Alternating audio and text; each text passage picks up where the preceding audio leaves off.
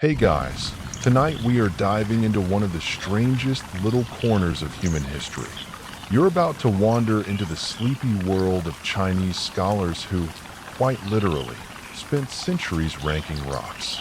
Not gemstones, not diamonds, not anything you'd want to slip on a ring. We're talking about chunks of limestone and twisted boulders that look like they might have been pulled straight from the bottom of a pond. You're probably not going to survive this story wide awake. It's that boring, but that's the point, right? We're going to take this odd, dusty subject and walk through it slowly, gently, with enough detail to lull your brain toward drowsiness.so. Before you get comfortable, take a moment to like the video and subscribe, but only if you genuinely enjoy what I do here. And hey, leave a comment telling me where you're watching from and what time it is there. I love seeing our little sleepy community scatter across the globe. Now, dim the lights, maybe turn on a fan for that soft background hum, and let's ease into tonight's journey together. You picture yourself in China centuries ago, strolling through a scholar's study. Paper scrolls are neatly stacked, inkstones lie waiting for calligraphy practice, and curiously, right in the middle of the desk sits a lump of rock. It isn't polished into a jewel or carved into a statue. It's just sitting there, jagged and pockmarked. And yet, to the man who owns it, this stone is more valuable than most treasures. That's because during the Song Dynasty, which lasted from 960 to 1279, certain scholars believed rocks held spiritual meaning, artistic depth, and, quite frankly, bragging rights. You might chuckle, imagining a group of men in robes sipping tea while debating whether a certain rock had the right amount of wrinkling. It sounds like a parody of modern art critics arguing about whether a canvas of solid blue is brilliant or just lazy. But back then, this was deadly serious. A scholar's reputation could be boosted if he owned a particularly famous stone. In fact, some scholars wrote entire essays about rocks, long meditations on why one was more inspiring than another. Imagine writing a college thesis on the superior aesthetics of holy limestone. That's essentially what they did. The funny thing is, these weren't miners or geologists. They weren't trying to learn about the Earth's layers or predict earthquakes. They were men of letters, men who memorized poetry, painted delicate brushstrokes, and occasionally decided, you know what would make this room perfect? A rock shaped like a dragon's back. Historians still argue whether this obsession was more about personal spiritual practice or just showing off taste and status. Either way, the tradition caught on. One mainstream historical fact is that during the Northern Song Dynasty, Emperor Huizong himself became obsessed with these stones. Yes, the actual emperor of China, ruler of millions, spent valuable time commissioning workers to drag enormous boulders into his imperial gardens. While his empire sometimes struggled with border conflicts, he was more concerned with whether his garden's lake had the right kind of jagged stone sticking out of it. This wasn't just a hobby. It became a cultural statement at the very top. That a quirky tidbit? Some scholars believed certain rocks could contain the breath of the universe. That sounds lofty, but really it just meant they stared at holes in the rock and convinced themselves the wind whistling through was a cosmic voice. If you think about it, that's not so different from you hearing the hum of your bedroom fan and convincing yourself it's a soothing lullaby. Different time, same sleepy logic. You imagine yourself picking up one of these stones. It's surprisingly heavy, cooler than the air, maybe smooth on one side, but rough on another. You notice it has an odd little cave-like opening, almost like a dollhouse mount. To a song scholar, this wasn't just geology. It was a miniature landscape, a world to meditate on. You might have thought of it as an ugly rock from the riverbed, but he would have thought, a portal to hidden truths. And here's where the humor slides in. You can almost hear the awkwardness at gatherings. Oh, you've brought a new rock to show us? How perforated. somewhere between polite tea compliments and thinly veiled rock envy. The atmosphere must have felt like a very stiff rock convention. Imagine Comic-Con, but instead of costumes, everyone is bringing boulders. That's basically how some garden parties work, that it's hard not to see the irony.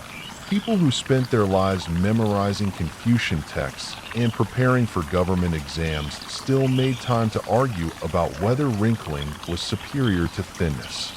Historians still argue whether this was an escape from political pressures, a meditative spiritual practice, or just intellectual fashion. What's clear is that when you walk into this story, you're stepping into a world where silence, contemplation, and the texture of a rock mattered more than gold. As you drift deeper into the thought, you picture an old study lamp flickering, tea cooling in a porcelain cup, and a scholar's hand resting lightly on a stone. Maybe he breathes slowly, eyes half closed, letting the shape of the rock guide his imagination. You, too, start to feel your mind slowing, thoughts wandering. Just like him, you're staring at something seemingly trivial, but finding it oddly calming. You shuffle forward through the centuries, and the story begins to settle into a pattern. What started as a few eccentric scholars musing about rocks soon grew into something closer to a cultural wave.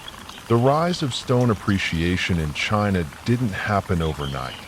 It trickled in slowly, like tea seeping into hot water, until suddenly, it was everywhere.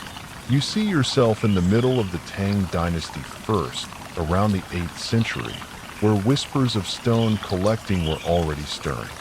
A poet might pause by a river and pocket an oddly shaped pebble, tucking it away like a private treasure. It wasn't official yet, not a fashion or an institution.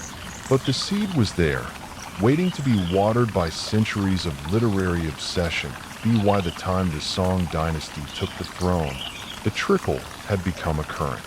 Rocks were no longer just background scenery. They became foreground art. You walk into a scholar's studio in Kaifeng, the bustling capital, and notice the carefully arranged inkstones, the brushes, the rolled-up scrolls. And there, sitting in a place of quiet honor, is a rock the size of your fist. It's not flashy, it's not sparkling, but its silhouette has something, an asymmetry that pulls the eye, a thin ridge that almost looks like a mountain range in miniature. That was the beginning of what scholars called appreciation stones, or gongshi. A mainstream historical fact here. The Song dynasty saw the first codified writings on stone aesthetics. Scholars weren't content to simply admire rocks. They wrote entire treatises about what made a rock worthy of keeping. That's when you know a hobby has tipped into obsession, when someone decides to draw up the rules. They ranked, they categorized, they debated the nuances of whether openness or wrinkling mattered more. It's as though they invented Yelp reviews for boulders. The quirky tidbit? Some of the earliest enthusiasts didn't just collect stones, they actually gave them names. Imagine a group of scholars pointing at a rock with 3 holes and saying, "This is the Dragon's Whisper." Another with a jagged ridge might be dubbed Cloud Splitter Peak. It's hard not to smile at the thought. These were rocks, not puppies, yet they were treated as companions. If you've ever named your car, your computer, or maybe even your favorite coffee mug, you're not that different. Ancient scholars were basically running a pet rock club, but with a lot more poetry. You start to notice how the appreciation of stones fit into the rhythm of intellectual life. These men lived under enormous pressure. They spent years memorizing Confucian classics, sitting through grueling civil service exams, and trying to climb the bureaucratic ladder. Having a small rock to contemplate gave them a way to slip out of that stress. Instead of staring at pages of moral philosophy, they could gaze at a stone's crevices and imagine they were wandering through mountains. It was escapism in miniature, and yet, historians still argue whether this was truly spiritual or merely trendy. Were these scholars really finding enlightenment, through stone contemplation? Or were they just following a fad? Much like people today suddenly buying succulents for their desks because Instagram made plants cool again. Some evidence suggests deep Taoist influences, with rocks seen as embodying the eternal flow of nature. Other evidence suggests scholars mostly used them as a way to look cultured. Perhaps, like so many human hobbies, it was both. You picture a quiet gathering of literati in a shaded courtyard. Tea is poured, poems are recited, and someone unveils their new acquisition, a limestone chunk shaped like a twisted dragon's spine. The group leans in, murmuring appreciation. Someone strokes his beard and says, "Ah, the wrinkling speaks of old mountains." Another counters, "No, no, it is the thinness that gives it nobility." You stand there wondering how many people politely nodded while secretly thinking, "It looks like a burnt potato." But the beauty of the trend is how it spiraled outward. It wasn't just about private enjoyment anymore. Stones began to appear in gardens, courtyards, and public spaces. Large rocks were hauled into palaces, ponds were dug to reflect them, and suddenly, the landscape itself became an extension of stone aesthetics. You see the link forming. The small rock on a desk was a miniature of the grand rock in a garden, which in turn echoed the massive mountains that shaped China's geography. From tiny to colossal, everything was connected. Your mind drifts into the tactile details. Imagine running your fingers across a scholar's rock, cool limestone, full of tiny holes like natural lace. The ridges snag slightly against your skin, rough but not sharp, as though the stone has been softened by centuries of river water. You hold it up to the window and notice the sunlight sneaking through the holes, casting odd shadows on the desk. Suddenly the room feels bigger, like a whole mountain range has appeared in miniature. That's the illusion scholars prized, the way a small thing could open into an entire world. And here's the gentle joke of it all. The rise of stone appreciation wasn't really about geology at all. None of these men could tell you the mineral content of their prized rocks. They didn't care about tectonic plates or erosion processes. Instead, they invented a world of symbolism around something they didn't understand scientifically. It's like being a wine connoisseur who doesn't know grapes exist. But perhaps that's why it worked. They weren't bound by science. They were free to imagine that as this quiet obsession spread, people started collecting not just one or two stones, but whole groups. A scholar might carefully arrange 5 rocks in a line, each one representing a mountain peak. Another might keep a cluster of wrinkled stones, claiming they reminded him of old sages. The culture was blooming, one pebble at a time. And if you look closely, you notice the soft irony. In an empire of wealth, power, and sprawling cities, some of the brightest minds were focused on ranking lumps of rock. You wander further into this sleepy narrative, and suddenly the scale of everything shifts. No longer are you just peering at a little pebble on a scholar's desk. Now you're stepping into the world of imperial gardens, where stones became symbols of status. You feel yourself moving through the grand gates of a palace, the air heavy with incense and the faint ripple of water in ornamental ponds. Courtiers shuffle past, but what really catches your eye are the massive rocks looming out of the ground like frozen waves. These are no accident. They've been dragged here at enormous expense, because to the emperor and his court, rocks were not just decorations. They were declarations that a mainstream historical fact. Emperor Huizong of the Northern Song Dynasty, reigned 1100 to 1126, was perhaps the most notorious stone fanatic of them all. This was a man known for delicate calligraphy, refined painting, and yes, for treating rocks like national treasures. He ordered enormous stones to be shipped to his palace gardens in Kaifeng, demanding that they be set up in artificial lakes and groves to create landscapes that looked like miniature universes. To him, these stones symbolized harmony with nature and the authority of imperial taste. But to the workers hauling multi-ton boulders across muddy rivers, it probably just symbolized back pain. The quirky tidbit? Some of these rocks were so big they had to be floated down rivers on rafts. Picture it, a team of exhausted laborers guiding a creaking wooden barge on which sits a giant, lopsided hunk of limestone, wobbling dangerously with every current. Imagine explaining that to your family when you got home. How was work today? Well, I almost drowned because the emperor wanted a rock shaped like a dragon's claw. You can almost hear the collective sighs of the laborers who must have wondered if this was really the best use of their time. But for the elite, rocks were a kind of social ladder. Having a rare, beautifully shaped stone in your garden told visitors that you were refined, cultured, and, most importantly, rich enough to transport something utterly useless across hundreds of miles. Historians still argue whether this was a genuine spiritual practice or simply one of the most elaborate status games in history.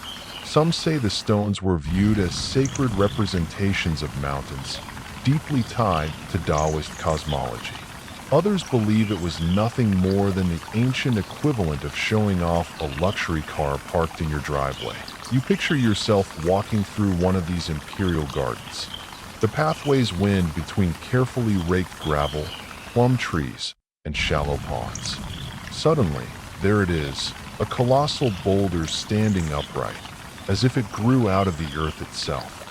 Its holes are wide enough to peer through, making it look like a natural sculpture carved by water and time. At its base, smaller rocks cluster like loyal attendants.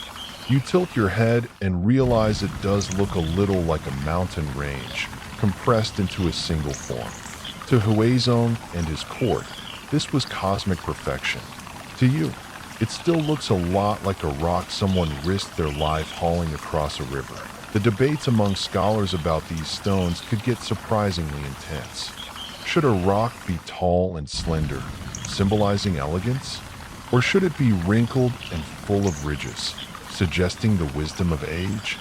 One official might insist that thinness represented spiritual refinement, while another swore that perforations, holes carved by centuries of water erosion, were the true sign of nature's artistry.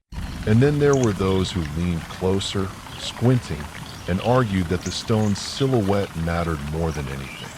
It's not hard to imagine someone spending half a banquet defending their opinion about a rock, while everyone else tried not to fall asleep. And yet, there's something endearing in the seriousness of it. You might joke that it's like people today spending hours debating which phone camera is superior, even though most of the pictures end up being of cats. Human beings love to rank things. For the song elite, stones were simply another canvas for that instinct. You stop in front of one particularly massive stone in the Emperor's Garden. Its surface is gray-white, with streaks of darker veins running through like frozen lightning. If you run your hand across it, it feels cool and slightly damp, as though it still remembers the river it came from. Standing next to it, you feel oddly small, like you're in the shadow of a mountain.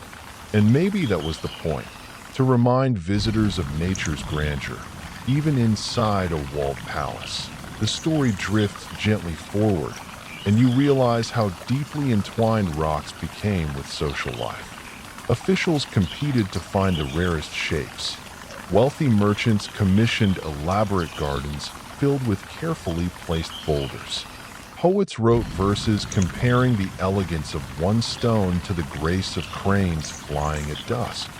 Meanwhile, the less fortunate people of the empire just hoped their homes wouldn't be torn apart to pave roads for rock-transporting caravans. Historians still argue whether the craze was entirely homegrown or whether it absorbed influences from neighboring cultures. Some see parallels in Japanese Zen gardens, where rocks also play a central role. Others point to earlier traditions in Taoist mountain worship. The debates continue, but what's certain is that by the time Huizong reigned, the appreciation of rocks was no longer a quiet hobby. It was imperial policy as the palace gardens glow in the fading light. You find yourself slowing down, your footsteps softer, your gaze drawn again and again to those silent, towering stones. They don't speak, they don't move, and yet somehow they command attention. You almost get why the emperor obsessed over them. Almost. You step away from the sprawling palaces and the oversized garden stones, and suddenly you're back in the quiet of a scholar's study. The scale has shrunk again. What once towered like mountains in an emperor's courtyard now sits like a silent companion on a desk. Here is where tiny desk rocks carried enormous prestige. You imagine yourself sliding into a wooden chair, the smell of ink and paper thick in the air, while the scholar across from you gestures proudly not at a scroll, not at a painting, but at a small, odd-looking stone resting on a carved wooden base. These smaller stones, often called scholars' rocks or gongshi, were the intellectual's version of fine decor. They weren't about overwhelming visitors with size. They were about subtlety, quiet contemplation, and, yes, showing off a refined eye. A mainstream historical fact is that during the Song dynasty, scholars' rocks became essential props in the lives of literati. They were displayed on desks alongside inkstones and brushes, part of the scholar's sacred workspace.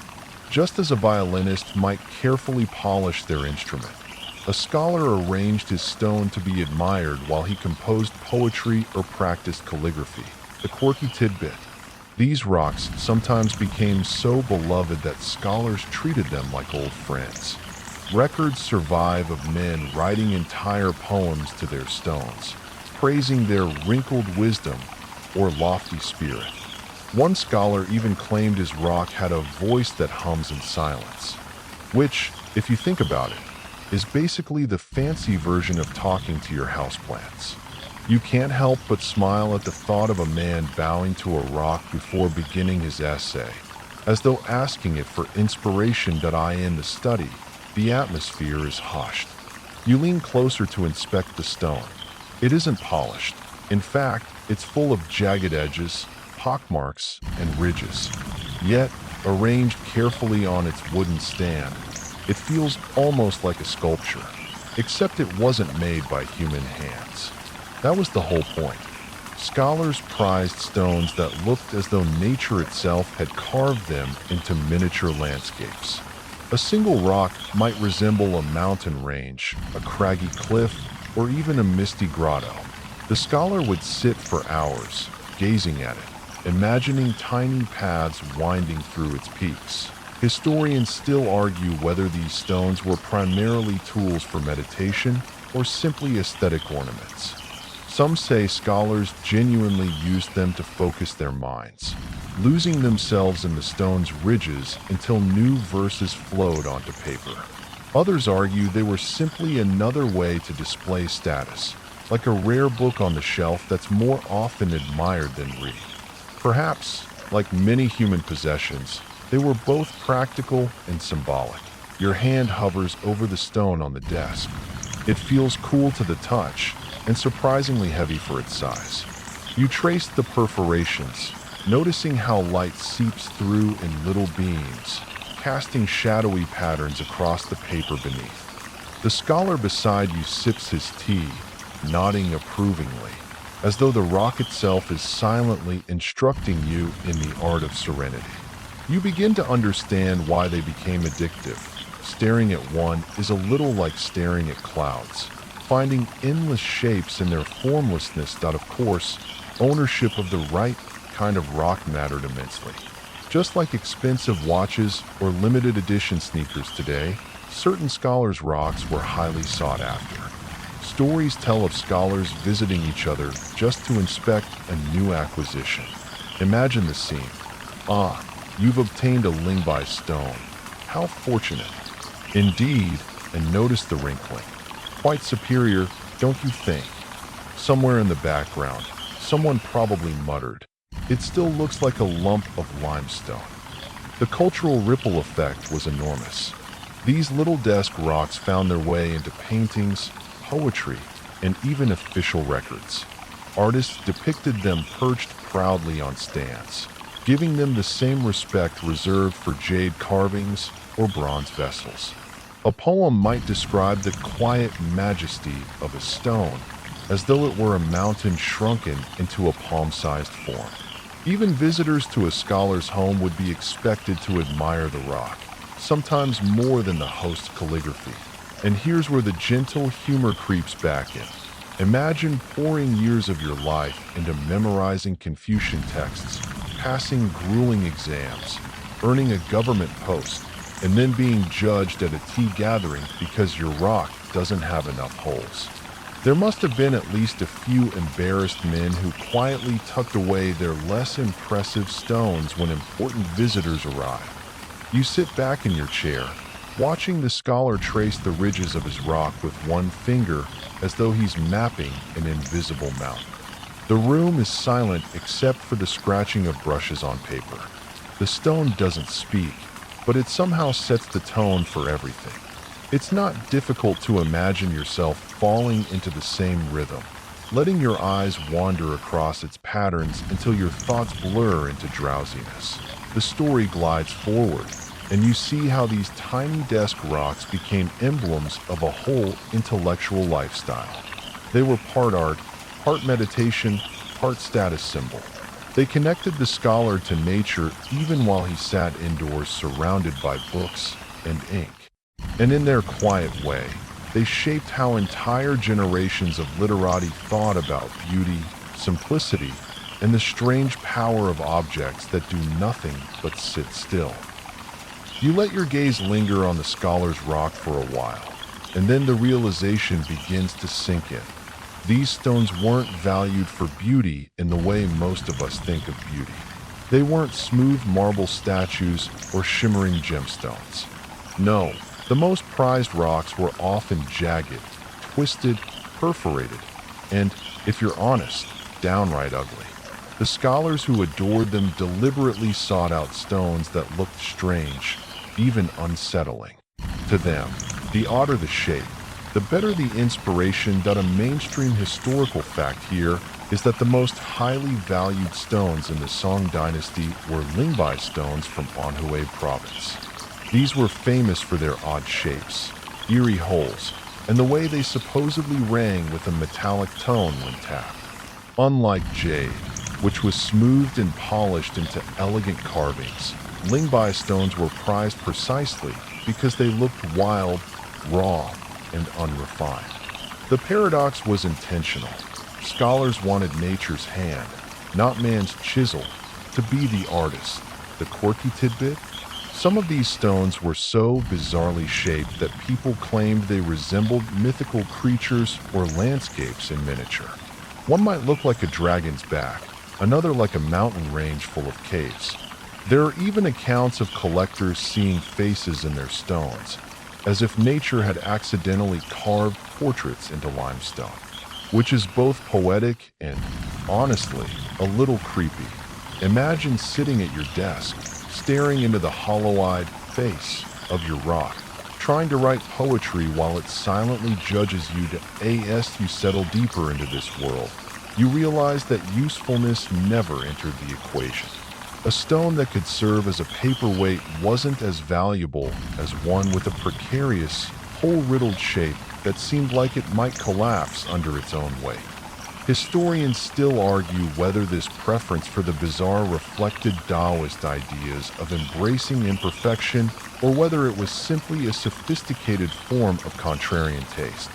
After all, nothing says, "I'm cultured," like pretending that a lump of rock too ugly for the garden is actually a treasure.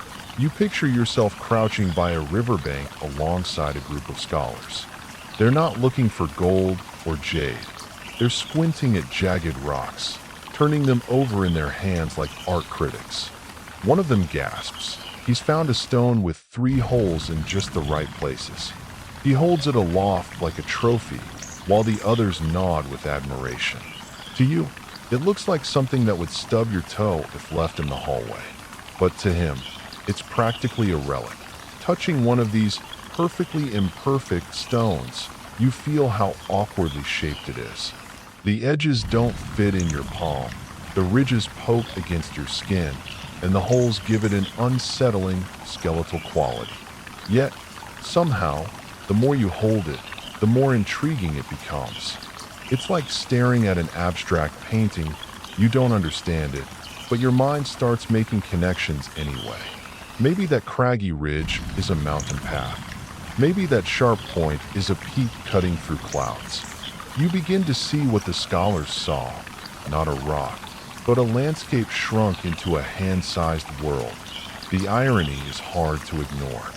At a time when artisans could carve jade into flawless pendants and sculpt marble into graceful forms, the intellectual elite chose instead to prize objects that looked like nature's accidents. It's the equivalent of someone today refusing a brand new iPhone because they prefer a scratched-up flip phone with character. Still, there's a strange logic to it. The ugliness became beauty because it was unrepeatable, unplanned, a glimpse of chaos that human hands couldn't replicate at tea gatherings. You imagine the subtle one-upmanship. A scholar displays his rock shaped vaguely like a mountain. Another unveils one with more holes, more wrinkling, more natural elegance. Guests murmur appreciatively, pretending to see dragons and misty valleys where you see only lumps. Somewhere in the back, a servant probably rolled his eyes, carrying yet another ugly rock into place for display. Historians still argue whether the fascination with odd, impractical stones was a rejection of Confucian rigidity. Some scholars suggest it was an embrace of Taoist spontaneity, finding order in disorder, beauty in the useless. Others think it was simply aesthetic fashion, the intellectual version of wearing ripped jeans. Either way, the preference shaped centuries of collecting, making jagged, impractical stones the pinnacle of refinement. You lean back, watching the scholar at his desk, gazing fondly at his rock. It tilts precariously on its wooden base, threatening to topple at any moment. Yet, to him, this is perfection. You start to realize that in a world obsessed with control, exams, and strict rules, owning something wild and unruly might have felt like freedom, even if that freedom was just a lopsided hunk of limestone. If you travel, in your imagination, back to the Khmer Empire during its golden age, you would not only see the stone towers of Angkor Wat rising against the sky, but also an immense landscape carefully carved and shaped by human hands. The Khmer were masters of water. Their empire flourished in a monsoon climate, with months of heavy rains followed by long, hot, and dry periods. To survive and prosper, they built vast reservoirs called barays, intricate canals, and dikes that directed the flow of water across their plains. These waterways were not just feats of engineering, but the very arteries of life, carrying water for rice fields, lotus ponds, and the more humble vegetable gardens that fed both peasants and nobles. The Great Barays, like the East Baray and the West Baray, stretched for kilometers, huge artificial lakes that shimmered beneath the sun. To the casual observer, they might have seemed like natural bodies of water, but they were, in fact, entirely constructed. The Khmer engineers designed them to capture and store the monsoon rains. When the dry season came, sluices and canals released that water in carefully measured amounts. Rice fields could remain green for longer. Fish thrived in the reservoirs, adding protein to the diet.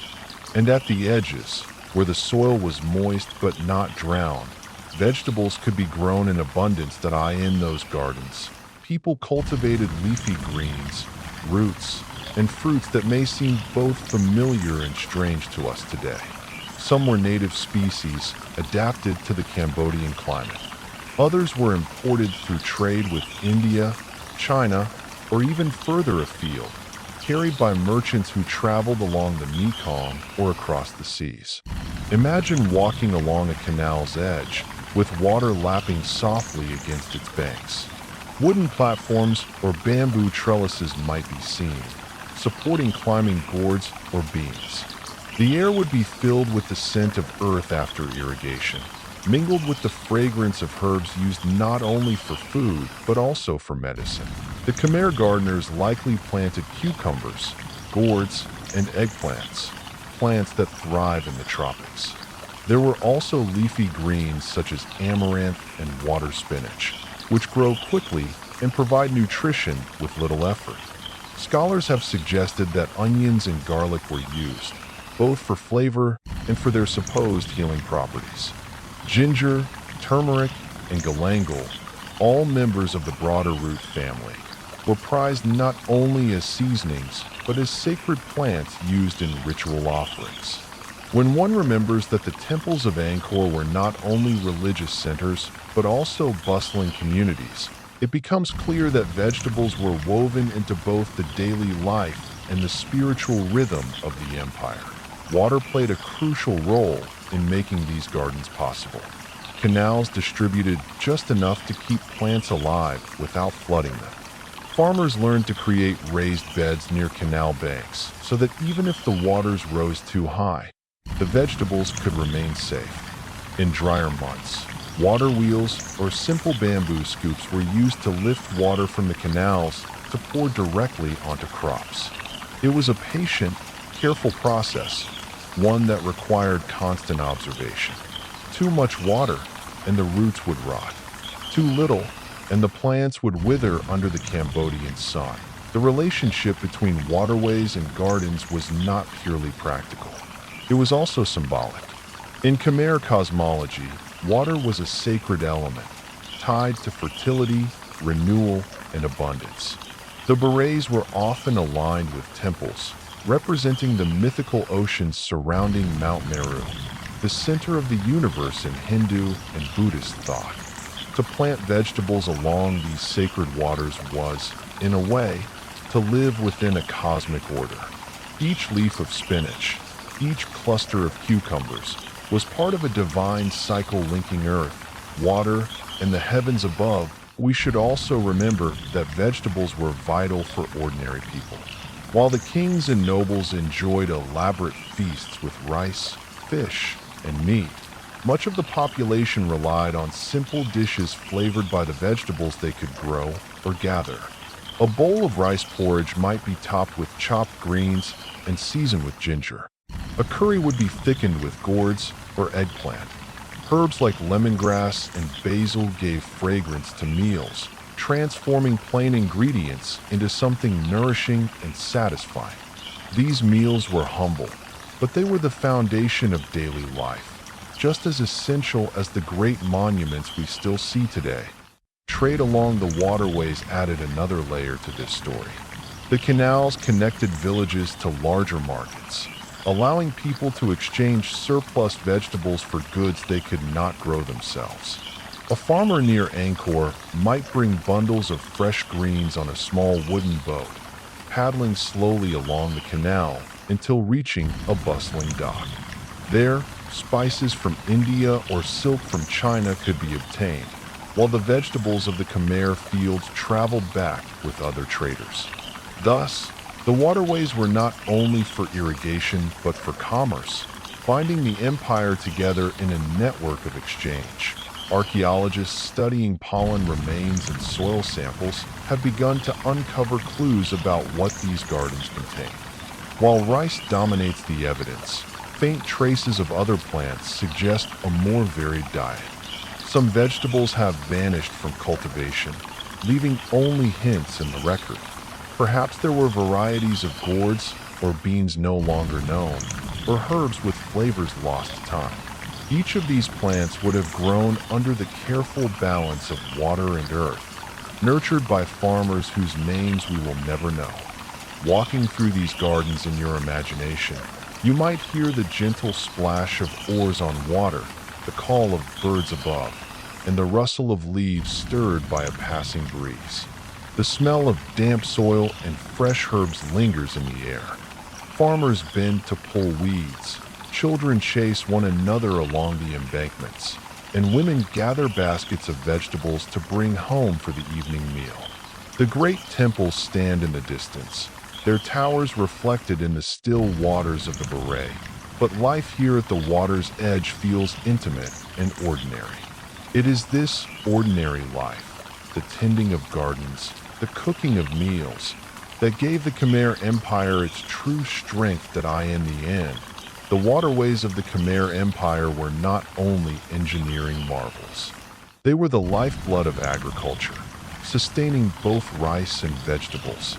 They linked the spiritual with the practical, the monumental with the humble. Without them, the empire could not have thrived as it did. And while the stone temples remain as ruins for us to admire, the quiet gardens and the vegetables they once held have largely disappeared, remembered only in traces. Yet if you close your eyes and listen, perhaps you can still hear the trickle of water in a canal and imagine the green leaves of a long-lost Khmer vegetable swaying gently in the breeze. When we think of the Khmer Empire, most people imagine the vast stone towers of Angkor Wat, carved with delicate reliefs of gods and dancers. Yet, behind these monuments lay something perhaps less glamorous but far more essential: a vast and intricate system of canals, reservoirs, and embankments that stretched across the Cambodian plain. These waterways were not simply pretty features of the landscape, nor were they decorative ponds for the elite to admire. Instead, they were the arteries and veins of the empire, keeping rice fields fertile, cities supplied with water, and trade routes open across great distances. The people who built these canals were not kings, not generals, not even priests. They were ordinary laborers, farmers, villagers, and seasonal workers who set aside plows and baskets to take up shovels and wooden poles. Their lives were tied to the soil, and so too was their labor. A canal meant water, and water meant rice. Without rice, there was no empire. And so, when the rulers of Angkor demanded canals, the people dug. Slowly, patiently, year after year, the Cambodian plain was transformed into one of the most impressive hydraulic civilizations in human history. Imagine, for a moment, one of these canal projects. It might begin with a simple order. A stretch of low ground was to be cleared, trees felled, and ditches cut to connect a river to a new reservoir. The king's officials marked the route with stakes. At dawn, villagers arrived with woven baskets. Some carried digging sticks, others carried nothing but their bare hands. The soil was loosened with wooden hoes, then scooped up and piled into baskets.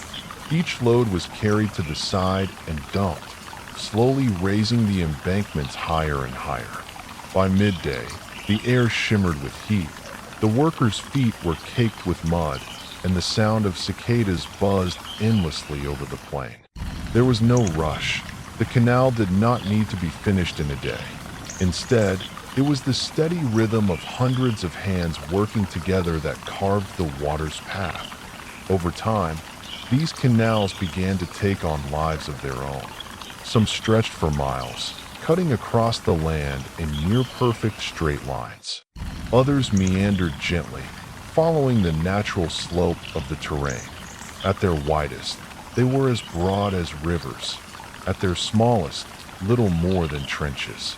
But together, they connected reservoirs known as berets, vast man-made lakes that glittered beneath the tropical sun. The most famous of these, the West Beret, stretched nearly 5 miles long and over a mile wide. Its banks were so straight that from a distance it looked more like a wall of water than a natural lake. What was remarkable was not just the scale of this engineering, but the patience with which it was achieved. There were no machines, no iron tools, no explosives to break through the earth. Everything was done by hand, with wooden implements and raw endurance. A canal could take years to dig, and then years more to maintain. When floods damaged the banks, villagers patched them with new earth. When weeds clogged the flow, they cleared them by hand. It was unending, repetitive work, but it kept the heart of Angkor beating. For the canal builders, the work was both a burden and a source of pride. On one hand, it tied them to the demands of the state. If the king decreed a new reservoir, they had little choice but to obey. On the other hand, canals offered security. With better water storage, fields could survive dry seasons. With flowing water, boats could carry rice and goods to markets miles away. A canal might seem dull, but to the farmer who could plant 2 harvests instead of 1, it was life-changing. There is a quiet poetry to these waterways. Today, when one walks among the ruins of Angkor, it is easy to be distracted by temples and carvings. Yet the old canals still lie across the plain, some still faintly visible, others filled with stagnant pools. In the rainy season, they collect water as they once did. In the dry season, they crumble into dusty ditches. They are reminders that empires are not only built from stone, but from the earth itself. The Khmer rulers may have boasted of their temples, but it was their canals that fed the people. And feeding the people meant loyalty, stability, and the ability to command armies. Without water, the temples would have been empty shells. With water, they became the centerpieces of a thriving, bustling empire. The canal builders, anonymous though they remain, were as important as any sculptor or priest. It is worth remembering that life for these workers was not easy. They lived in wooden houses on stilts, with thatched roofs and simple clay pots for cooking. Meals were plain: rice, fish, perhaps a handful of vegetables or herbs. Work began at sunrise and ended when the light faded. There were no wages in the modern sense. Service on the canals was part of what was expected from subjects of the king. And yet, amid this labor, there was community. Entire villages worked side by side. Songs were sung to pass the time. Children carried water to their parents.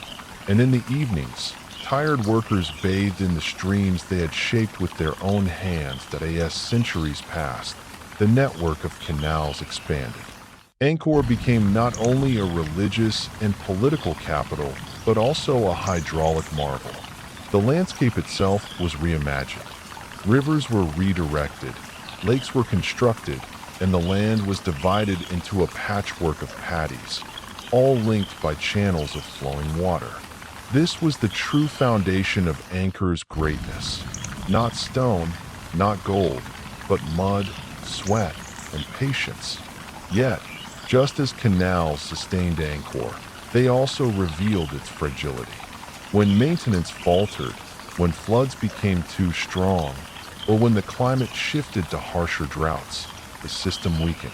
Canals silted up, reservoirs dried. The empire, once so mighty, began to strain under the very weight of the system it had built.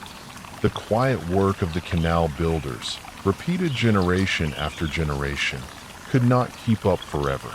Eventually, as Angkor declined, the waterways returned to the jungle, swallowed by roots and silence. But even now, centuries later, the ghost of that work remains. A traveler flying over Cambodia can still trace the faint outlines of canals beneath the fields. Archaeologists walk their paths, measuring their width, their slope, their careful alignment with the stars and temples. And though we may never know the names of the builders, their work lingers. Every grain of rice grown in Cambodia today carries a trace of their legacy. So, while Angkor Wat's towers may rise proudly against the sky, it is the humble canals, dug by countless anonymous hands, that remind us of what truly sustained the empire. The story of the canal builders is not one of glory, nor of great battles. It is a story of persistence, of labor repeated endlessly, of mud carried basket by basket, until the land itself was reshaped. And perhaps, in its quiet way, It is the most human story of all. When we think of Khmer cuisine today, most people imagine fragrant soups, rich curries, and the lively, colorful dishes that are served in Cambodian households. But to truly understand how the Khmer Empire nourished itself, we must return to the quieter, humbler ingredients that filled the pots and pans of everyday kitchens. Among these, eggplants and cucumbers held a quiet importance. Though they may seem ordinary, these vegetables shaped the rhythm of Khmer meals in ways that are easy to overlook yet fascinating to explore. Eggplants, with their deep purple skins and slightly bitter taste, were a staple in many Southeast Asian societies. For the Khmer, they grew easily in the fertile soils around villages and canals. Farmers often planted them along the edges of rice paddies or near irrigation ditches, where the soil stayed damp and welcoming. Unlike rice, which required careful flooding and draining, eggplants were relatively forgiving. A small patch of ground could yield enough to feed a family, and because the plants bore fruit continuously, they became a reliable source of food throughout the growing season. But what makes eggplants particularly interesting in Khmer history is how versatile they were. In simple village homes, they might be grilled over a small fire, then mashed into a smoky paste seasoned with salt and fermented fish sauce. This created a side dish that could be eaten with rice at nearly any meal. In larger households, or even the kitchens serving temple complexes, eggplants could be simmered into stews with coconut milk, spices, and other vegetables, providing a hearty yet inexpensive dish to feed many mouths. Some evidence from food residues found near Angkor suggests that such stews were common, highlighting how eggplants were integrated into both daily life and ceremonial meals. Cucumbers, meanwhile, played a different role. Crisp and refreshing, they offered relief from the heavy tropical heat. Archaeologists studying Angkor have noted that cucumbers appear frequently in depictions of food offerings carved into temple walls. Their presence suggests they were valued not only for eating, but also for their symbolic connection to freshness, fertility, and abundance. Cucumber slices, eaten raw, provided hydration in an environment where water could sometimes be unsafe to drink directly. Farmers and travelers alike might carry cucumbers with them as a light, refreshing snack that required no cooking. What is especially fascinating is how cucumbers bridge the gap between food and medicine. In Khmer herbal traditions, cucumbers were believed to cool the body, reduce fevers, and calm the stomach. This dual role, both culinary and medicinal, gave them a special place in households, where they were not merely food but also remedies. Together, eggplants and cucumbers reflected the balance of Khmer diets. Rice was the foundation, of course, but it was vegetables like these that added texture and variety. Meals might be plain without them, relying only on grains and fish. With cucumbers and eggplants, however, meals became fuller, more refreshing, and more satisfying. The fact that they were widely accessible also meant that both nobles and farmers could enjoy them, though likely prepared in very different ways. Imagine a bustling Khmer kitchen near Angkor Thom. The air is warm, the scent of herbs fills the room, and clay pots bubble gently over open flames. A cook stirs a stew of eggplants and lemongrass, while another slices cucumbers into neat pieces for a cooling salad. Children wait nearby, nibbling on cucumber sticks. Outside, a farmer brings in another basket of freshly picked eggplants from the garden. This quiet scene, repeated across thousands of homes, sustained the empire far more than the grand feasts of kings. The humble nature of these vegetables also highlights a key truth about Khmer history. Great civilizations are not only built on monumental temples and grand wars, but also on the everyday foods that keep people alive. Without cucumbers to refresh the body, without eggplants to fill out stews, the laborers who carved the stones of Angkor might not have had the strength to work in the heat. The empire's glory was built not just on rice harvests, but also on the unassuming vegetables that grew in the soil between homes, paths, and canals. Thus, eggplants and cucumbers are more than side dishes in the story of Khmer cuisine. They are quiet witnesses to the empire's daily rhythm, shaping how people ate, worked, and cared for themselves. Their role may not be dramatic, but in the stillness of Khmer kitchens, they carried the weight of sustenance, familiar, comforting, and enduring. Trade was the lifeblood of the Khmer Empire, and vegetables, though humble compared to rice, gold, or spices, were an important part of this bustling network. In many ways, vegetables represent the silent partners of history, nourishing laborers, feeding monks, and sustaining armies. Without them, the monumental construction projects of Angkor, the daily rituals of temples, and the festivals that bound communities together would not have been possible. Yet unlike rice, which left behind massive reservoirs and inscriptions, vegetables left softer traces, fading from records over centuries. Reconstructing their role in trade requires patience, imagination, and a willingness to read between the lines of history. The empire stretched across what is now Cambodia, Thailand, Laos, and parts of Vietnam. Its capital, Angkor, was a hub of activity where goods from across the region converged. Chinese records from visiting envoys note the wealth of the Khmer court, describing elephants adorned in gold and dancers in shimmering silk. But tucked between these grand images are hints of food markets, of fruits and vegetables offered in baskets, their colors bright beneath the tropical sun. These small references suggest a vibrant network of exchange that ensured a steady supply of fresh produce to both cities and villages. Imagine the early morning bustle at a Khmer market. Farmers arriving on ox carts loaded with gourds, eggplants, cucumbers, and bundles of herbs tied together with palm fiber. Women carrying baskets on their shoulders, filled with leafy greens picked at dawn.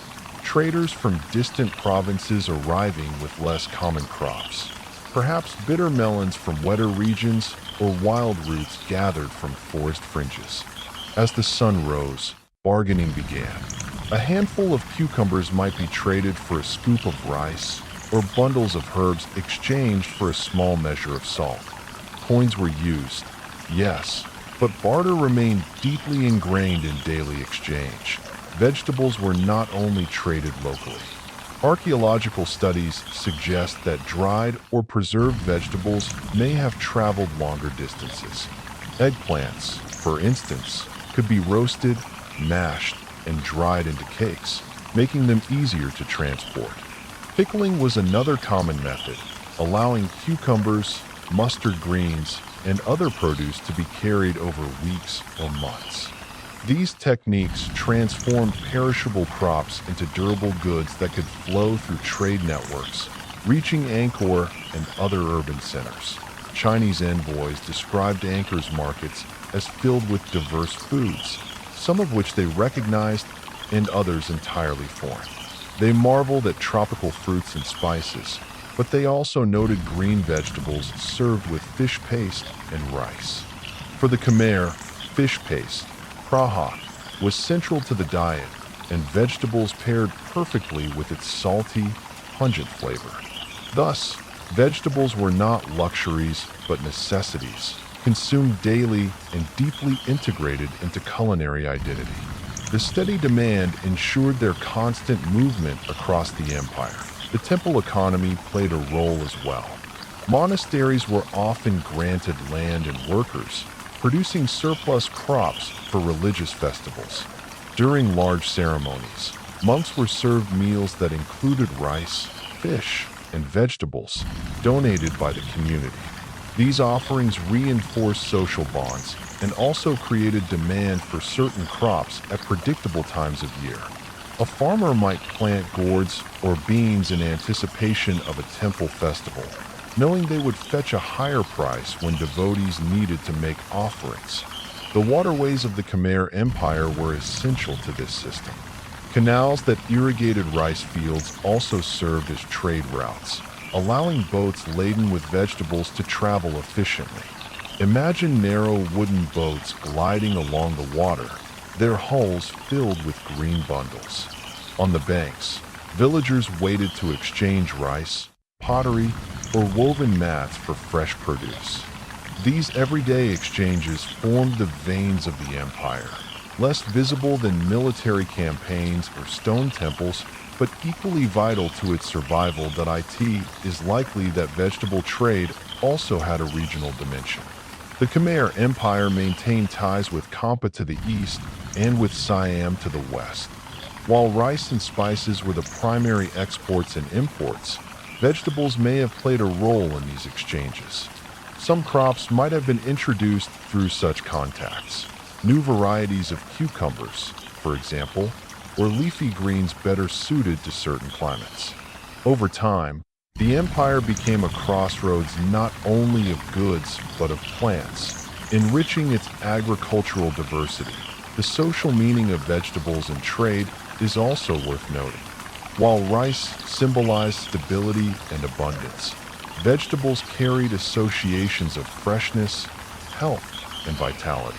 A gift of vegetables, perhaps a basket of cucumbers or a bundle of herbs, was a gesture of goodwill, hospitality, and care.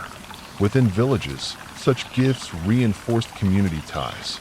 Across greater distances, vegetables served as tokens of connection, exchanged between groups as much for their symbolic value as their nutritional one. Yet, as with so many aspects of Khmer history, the details are elusive.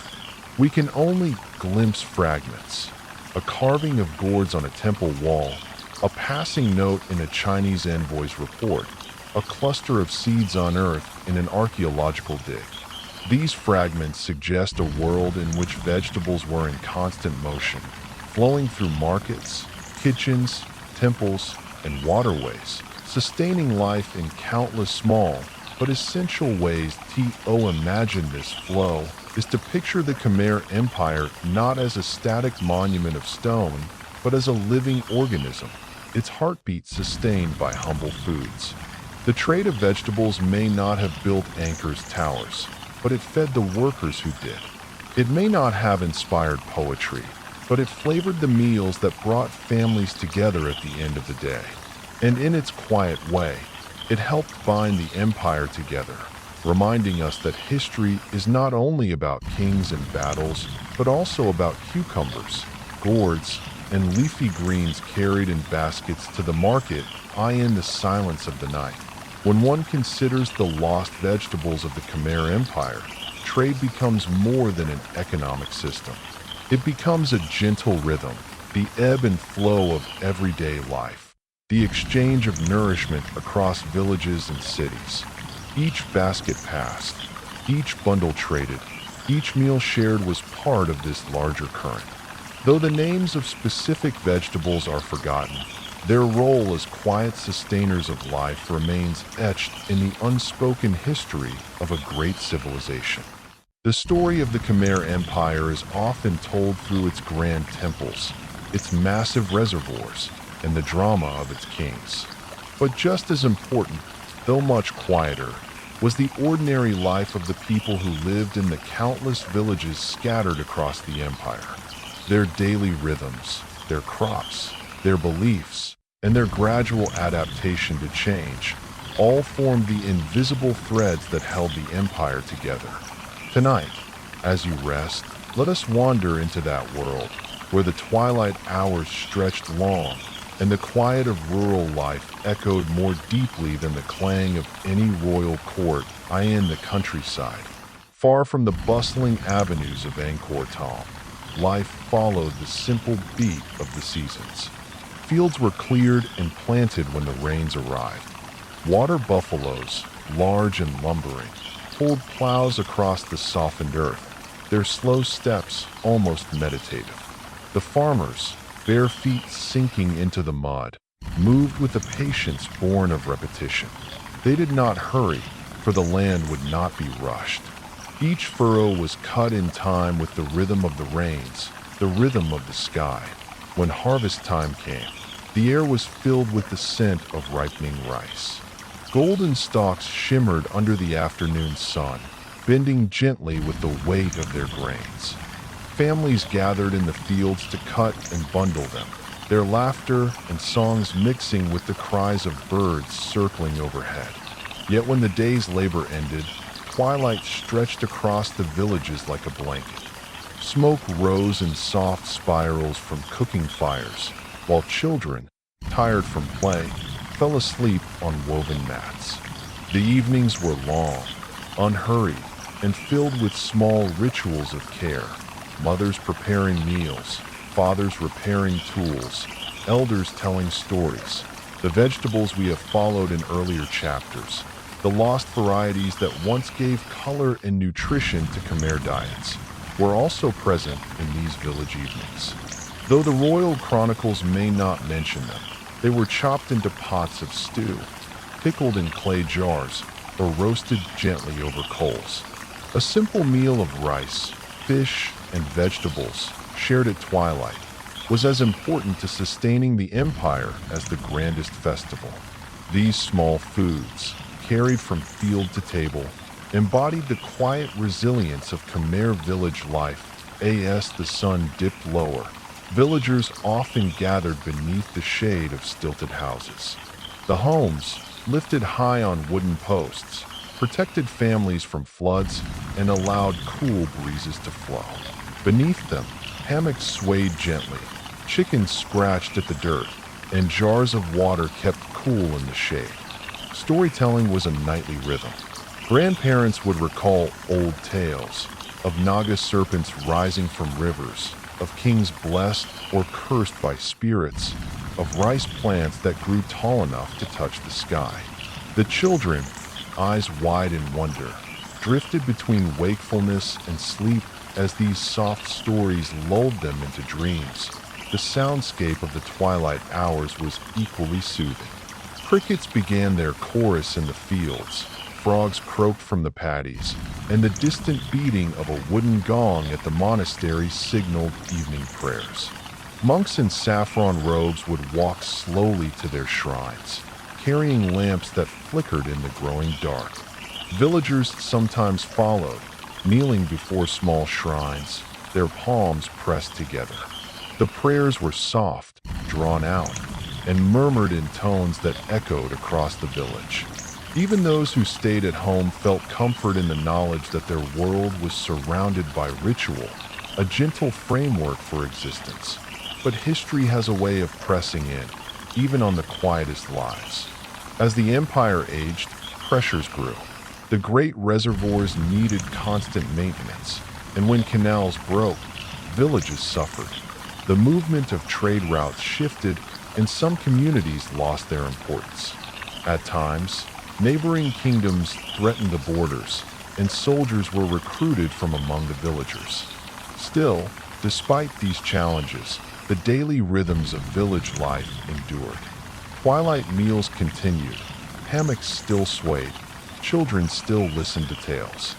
It was in these moments, rather than in the battles or decrees of kings, that the Khmer world truly persisted. Vegetables, too, tell part of this quiet story.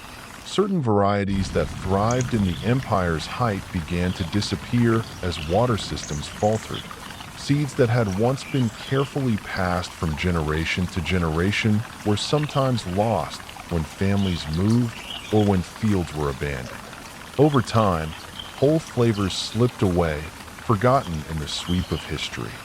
Yet in some corners of the countryside, old gardeners kept their seeds safe, planting them year after year, long after their names had faded from memory.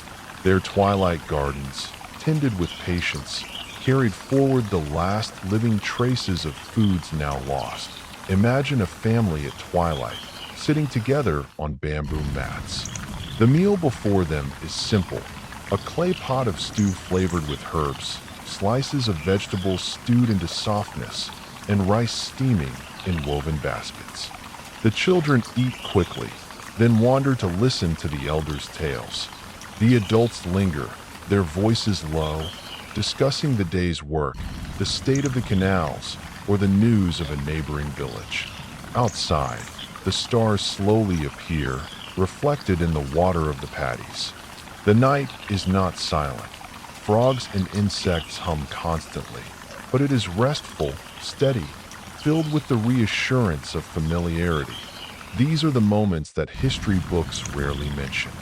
There are no grand inscriptions describing them, no temple carvings recording the way smoke curled from cooking fires or the way children fell asleep listening to old stories.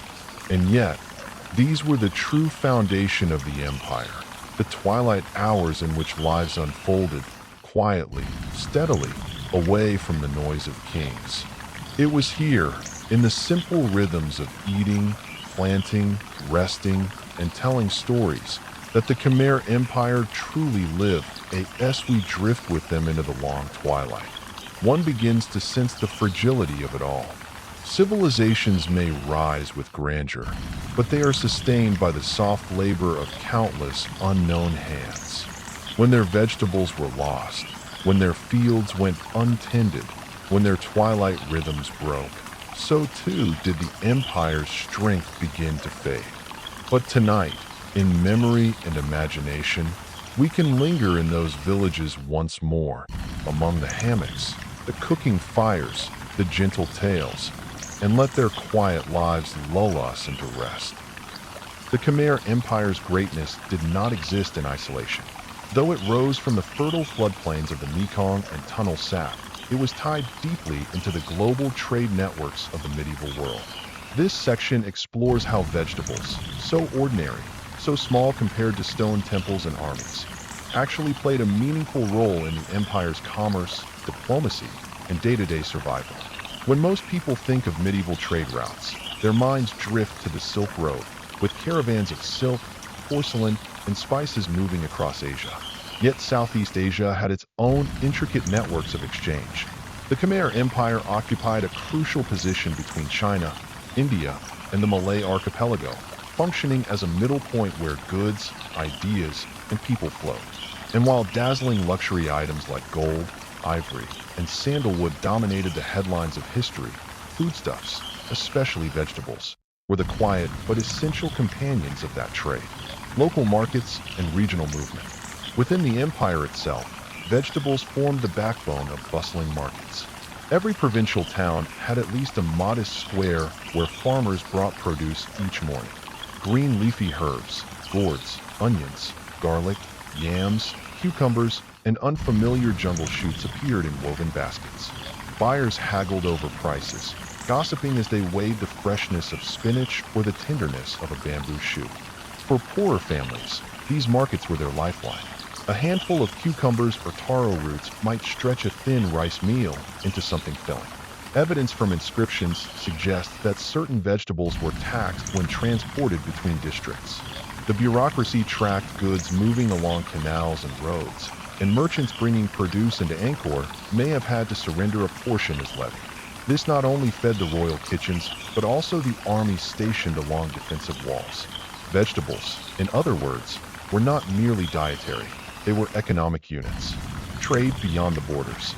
The Khmer Empire's contact with neighboring states allowed vegetables and seeds to move in surprising ways. Chinese chronicles note that Cambodian envoys occasionally brought plant specimens as tribute.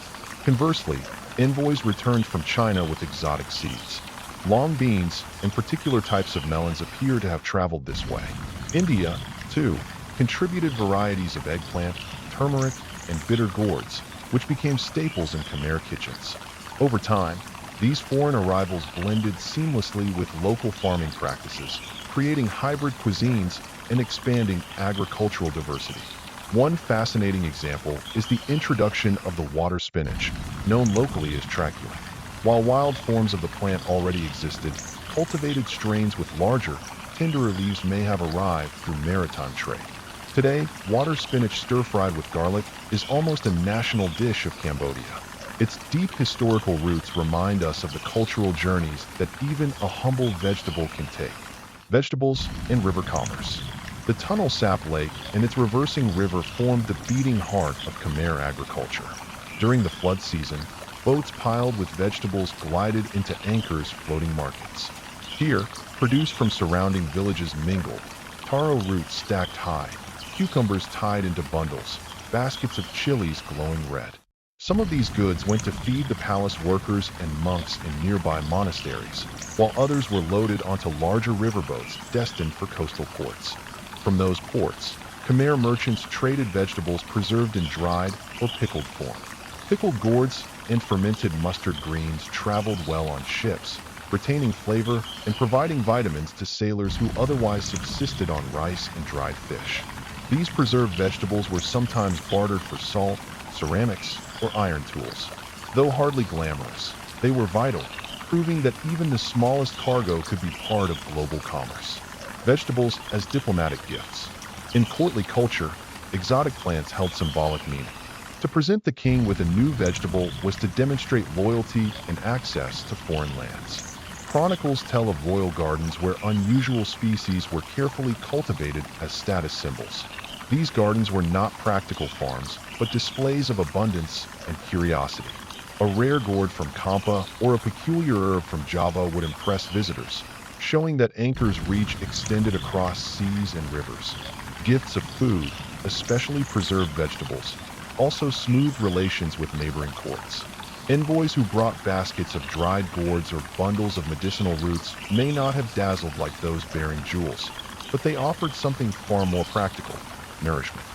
In times of scarcity, a shipment of food carried greater weight than gold. The economy of preservation. Because vegetables spoiled quickly in the tropical heat, preservation was an essential technology. Khmer cooks mastered drying, salting, pickling, and fermenting.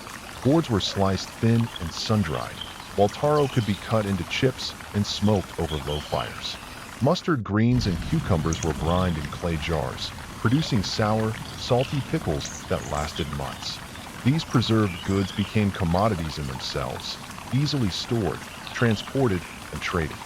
Families often relied on such jars to survive the lean season, and merchants used them as exchange currency in local trade. In fact, preservation shaped the rhythms of rural economy. Farmers might plant surplus cucumbers not only to sell fresh, but also to pickle for the dry months. Entire households specialized in one method, passing recipes down generations. The very predictability of vegetable cycles, plant, harvest, preserve, consume, gave stability to village economies. Vegetables and social stratification. Interestingly, the kinds of vegetables consumed often reflected social status. The palace feasts leaned heavily on imported or rare produce, prepared in complex dishes. Royal cooks used aromatic herbs and foreign eggplants, blending them with meats and spices. Meanwhile, ordinary villagers subsisted on more common yams, gourds, and wild greens foraged from forests. Yet the overlap was significant. Rich or poor, everyone depended on vegetables. They provided bulk, vitamins, and balance to the omnipresent rice. Taxes and tribute also reinforced class differences. A farmer might owe bundles of vegetables as part of his duty to a local temple. These offerings fed monks, who in turn prayed for the donor's merit. Thus, vegetables circulated not only as food and trade, but also as spiritual currency. A web of exchange. When we look at the Khmer Empire's vegetable economy, we glimpse an intricate web. Local farmers harvested gourds, traders ferried them to markets, tax collectors seized their share, palace cooks turned them into feasts, monks blessed them as offerings, sailors carried preserved versions to foreign ports. Each step in this chain reveals how humble plants connected the smallest household to the largest structures of state and trade. It is easy to dismiss vegetables as background noise in history. After all, we prefer to talk of temples, kings, or battles. But the empire did not rise on stone alone. It rose on rice, fish, and yes, vegetables. Without them, the population would not have thrived, armies would not have marched, and diplomacy would not have been sustained. They were the quiet commerce, the green heartbeat of an empire. Reflection. Imagine the busy docks of anchors port at night. Lanterns flicker on wooden boats. Sailors call out as they unload jars of sour pickles, stacks of dried gourds, baskets of fragrant herbs. Merchants bargain under the glow of oil lamps. Somewhere, a scribe notes down the quantities for taxation. Far upriver, farmers sleep, knowing tomorrow they will rise again to weed their cucumber patches. A chain of labor, trade, and ritual binds them all together. The empire's greatness glimmers in the temples of Angkor Wat, but its endurance lived just as much in those jars of pickled vegetables, quietly nourishing life. The Khmer Empire was not only a center of political and military power, but also a place where ritual and symbolism shaped daily life. Among the most fascinating aspects of this civilization were the ceremonial gardens of Angkor. These were not ordinary gardens for food or pleasure alone.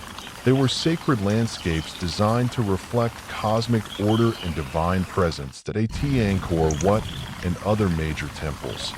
Vast courtyards and moats surrounded the structures. Within these spaces, the Khmer people cultivated plants with symbolic meaning. Lotus flowers, for example, were not simply admired for their beauty.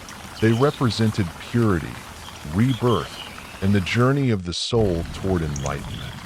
Temple ponds often contained blooming lotus blossoms, and during ceremonies, priests would float them upon the water as offerings to the gods. Certain trees held equally profound meaning. The sugar palm, with its tall trunk and wide crown, was often seen as a cosmic pillar connecting earth and sky. The shade of the banyan tree offered space for meditation and was associated with wisdom and longevity. Even humble herbs, when placed within temple grounds, carried ritual value, serving as incense, purification materials, or medicines during sacred rites. These ceremonial gardens were carefully arranged to mirror the Khmer understanding of the universe. Just as the great temple towers symbolized Mount Meru, the mythological center of the cosmos, the gardens reflected the natural world that encircled it. Ponds represented the oceans, lotus flowers stood for spiritual awakening, and the careful symmetry of the paths suggested harmony in both heaven and earth. During festivals, the ceremonial gardens came alive with color, scent, and movement. Musicians played gentle rhythms while dancers in golden costumes performed beneath the trees. Offerings of fruit, flowers, and rice were laid at altars. The gardens, in those moments, became living sanctuaries where the human, natural, and divine worlds touched. Though time has worn away much of their original splendor, the essence of these sacred gardens still lingers at Angkor. Travelers today, walking through lotus ponds or standing beneath ancient banyans, may still feel a quiet sense of reverence. The gardens remind us that for the Khmer, cultivating plants was not merely practical. It was a way of aligning the human spirit with the rhythms of the universe. When we imagine the Khmer Empire, it is easy to picture monumental stone temples like Angkor Wat rising from the jungle, or immense reservoirs of water glimmering beneath the sun. Yet, alongside these grand works of architecture and engineering, there existed a quieter world, one that touched people's daily routines in subtle, intimate ways. This was the world of flowers. Not only the rare and symbolic blooms that appeared in rituals for kings and gods, but also the everyday blossoms that perfumed homes, markets, and neighborhood shrines. In this way, flowers lived within the rhythms of life, marking both the ordinary and the sacred with a gentle fragrance. Morning in a Khmer household often began with the gathering of blooms. Families, particularly women and children, would pluck fresh flowers from small home gardens or purchase them from sellers who traveled with baskets full of color and scent. The simplest arrangement might involve nothing more than a few jasmine buds tied together with grass, or a garland of marigolds strung into a circle. These little offerings carried the sweetness of familiarity. They were placed on family altars, tucked beside statues of ancestors, or left in small dishes on windowsills, where their scent could drift lazily through the rooms. Fragrance was not just decoration. It was believed to shape the very atmosphere of a space. A home filled with the smell of lotus, jasmine, or frangipani was thought to attract calmness, to invite good fortune, and to push away unpleasant spirits. In this sense, flowers were more than beauty. They were guardians of mood and memory, silently accompanying families as they cooked, rested, or told stories to children in the soft glow of oil lamps that tea the bustling village markets. Flowers played a different role. They were part of the daily economy, traded alongside rice, fish, and woven mats. Sellers might weave blooms into garlands right at their stalls, their fingers moving quickly and expertly, knotting together buds until a long, golden string of marigolds was ready to be carried away. These garlands often decorated ox carts, boats, and even tools of daily labor. A garland on the prow of a fishing boat, for example, was more than a decoration. It was a quiet prayer that the journey ahead would be safe, and that the river would be generous. One of the most beloved flowers of the Khmer world was jasmine. Small, white, and unassuming, jasmine carried a scent that was strong yet soft, almost dreamlike. It was woven into necklaces and bracelets, often worn by dancers or brides during ceremonies. But it was also worn by ordinary women, braided into their hair or pinned to their clothing, so that its fragrance accompanied them as they walked through the day. A whiff of jasmine was a reminder of the connection between elegance and everyday life, a fleeting beauty that asked for no temple walls, but lived in the streets, in kitchens, and in laughter. Lotus, too, extended its presence far beyond the sacred rituals of priests. Farmers sometimes placed lotus flowers at the corners of rice fields as a gesture of gratitude to the earth and water. Children would pick lotus seeds to snack on, chewing their soft, nut-like centers while playing near the ponds. Even the act of peeling lotus seeds became part of the rhythm of family life, with older siblings cracking them open for the younger ones.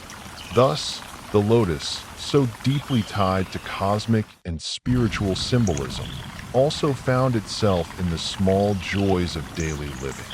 Frangipani, known for its waxy petals and sweet fragrance, became a flower closely associated with courtyards and gardens. The trees bloomed generously, often dropping blossoms that carpeted the ground.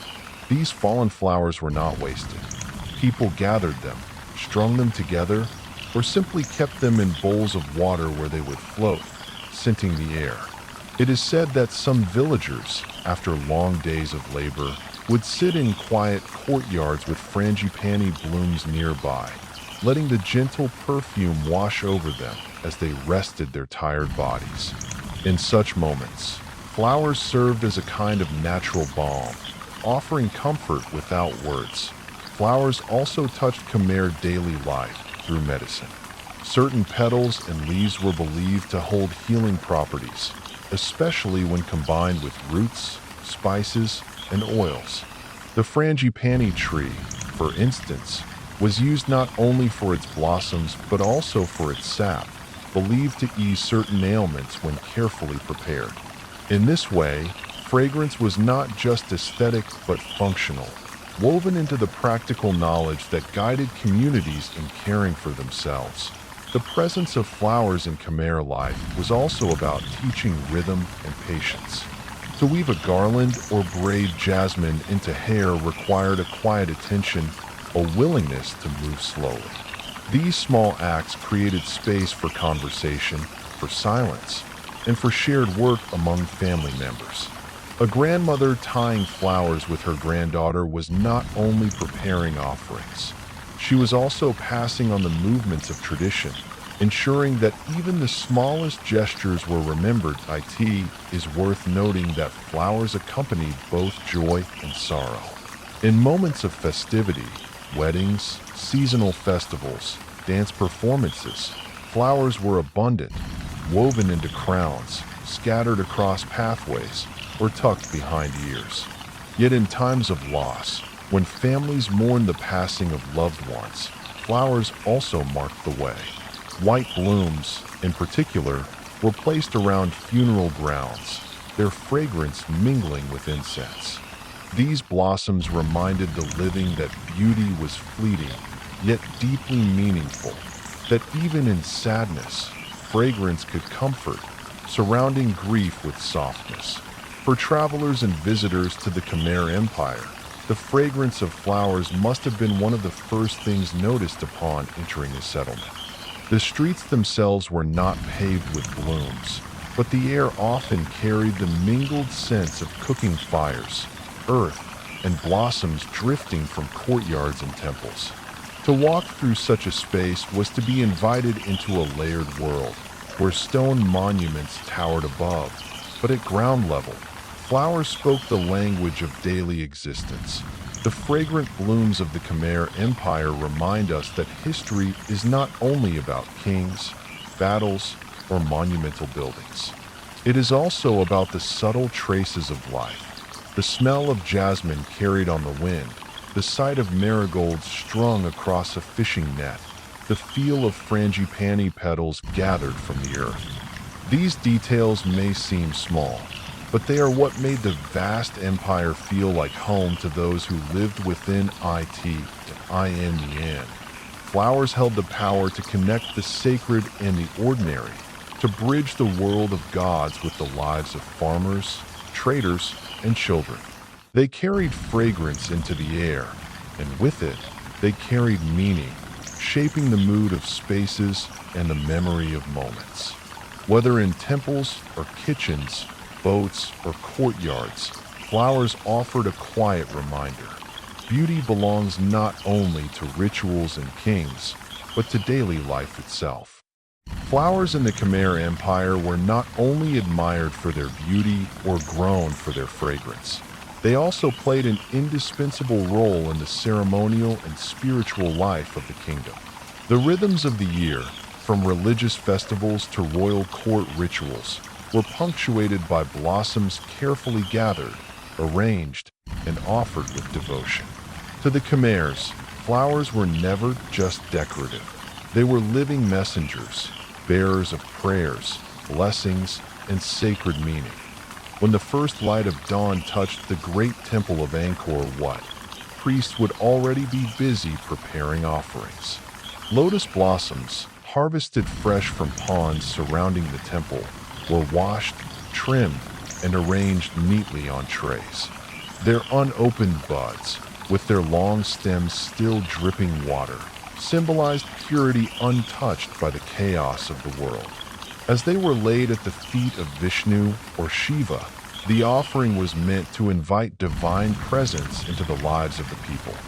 The act was both humble and grand, a reminder that even the most powerful empire was ultimately rooted in devotion and reverence. In village shrines far from the monumental temples, similar rituals unfolded on a smaller scale. Farmers and their families gathered wildflowers from fields or the edges of rice paddies, bright marigolds, delicate jasmine, or hardy hibiscus. These were woven into garlands and draped over wooden statues of protective spirits.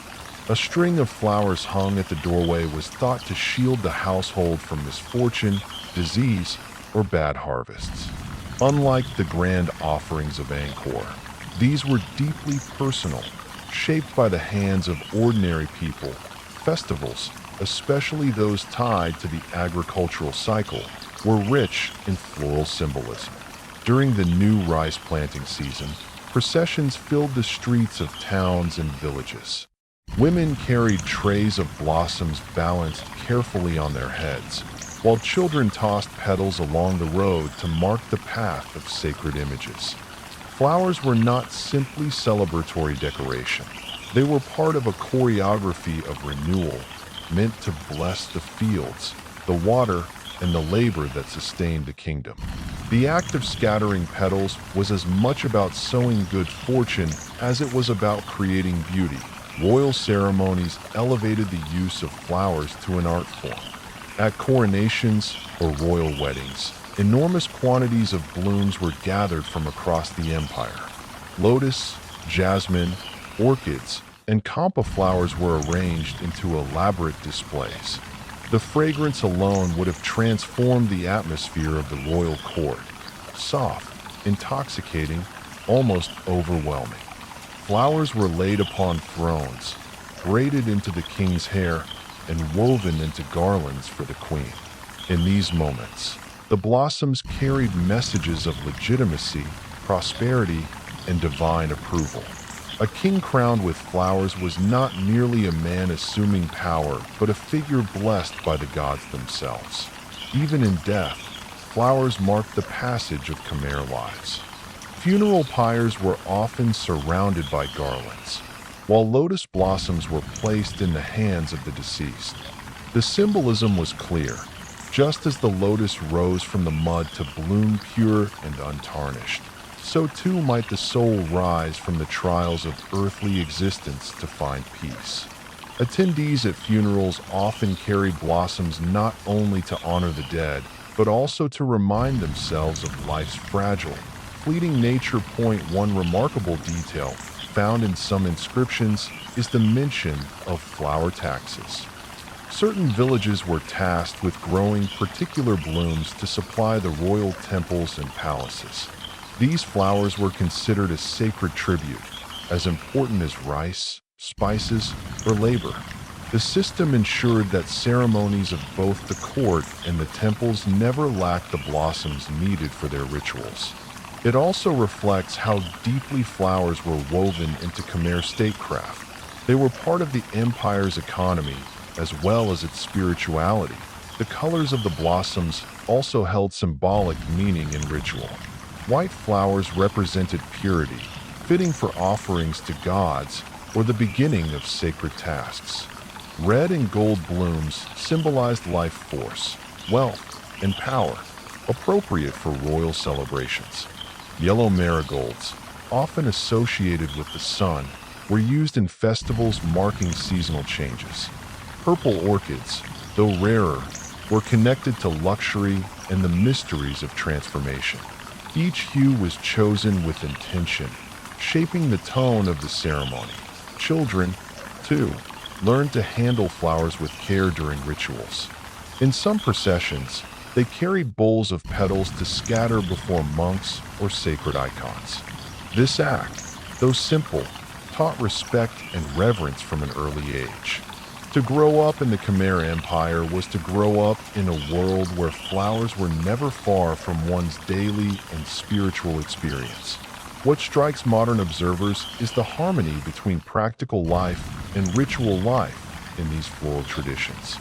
The same lotus that fed a family as food also became an offering at the temple. The same marigold that brightened a garden was woven into garlands for a protective spirit. In this way, flowers blurred the boundary between survival and spirituality, between the needs of the body and the aspirations of the soul. When travelers, whether Chinese envoys or Indian merchants, arrived in the Khmer Empire, they often remarked upon the lavish displays of flowers. Some described the garlands worn by elephants in royal processions, the flower-strewn steps of Angkor temples, or the intoxicating perfumes that seemed to float in the air during festivals. To them, the sheer abundance of blossoms was a striking sign of Khmer prosperity. An empire that could dedicate so many resources to ephemeral beauty must surely be flourishing. The ephemeral nature of flowers, their tendency to bloom gloriously and then fade quickly, added an extra layer of meaning to their ritual use. Every ceremony reminded participants of life's impermanence. A garland that wilted within hours was no less sacred than one freshly made. It carried the message that beauty and power are always temporary. Perhaps this lesson helped anchor Khmer society in humility, even amidst its grand achievements. Even today, in Cambodia's villages and cities, the traditions continue. Lotus flowers are still offered at temples. Jasmine garlands are sold in markets. and festivals are marked with floral displays. The Khmer people of today, knowingly or not, echo the practices of their ancestors from centuries past. In every flower placed at an altar, there lingers the memory of an empire that found divine meaning in petals and fragrance, in the Khmer Empire. Then, flowers were not simply accessories to ritual. They were the ritual itself. They connected humans to gods, kings to subjects, and the living to the dead. With each blossom carefully chosen and offered, the Khmers expressed their deepest values: devotion, beauty, humility, and hope. And those centuries have passed. The image of Angkor's temples adorned with lotus blossoms remains a vivid symbol of a civilization that understood the sacred power of flowers. In the heart of the Khmer Empire, flowers were not simply admired for their beauty. They were woven, strung, and tied into garlands that carried layers of meaning. The practice of making floral garlands is one of the gentlest images that emerges from temple reliefs, poetry, and accounts of visitors who passed through Angkor. The act of stringing flowers together transformed simple petals into living symbols of devotion, celebration, and human connection.